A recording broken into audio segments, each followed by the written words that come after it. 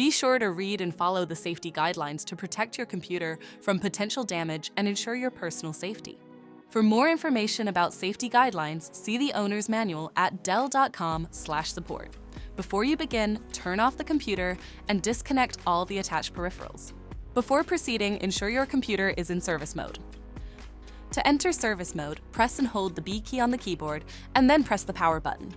Now, the computer will boot up and the owner tag information is displayed on the screen. Press any key to proceed. The computer will emit 3 short beeps and shut down, indicating it has entered the service mode. Loosen the captive screws holding the base cover in place.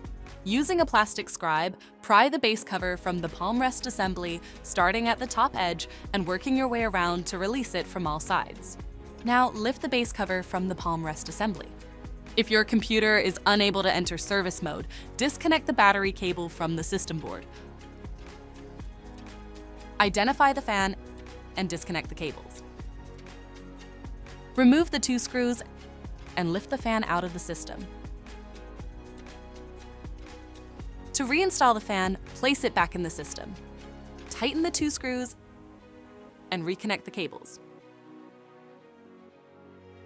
If the battery cable was disconnected earlier, make sure to reconnect it to the system board.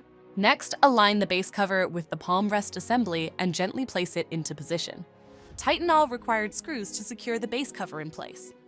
To exit service mode, connect the AC adapter and press the power button. Please note, the system will only power on and exit service mode if the adapter is connected.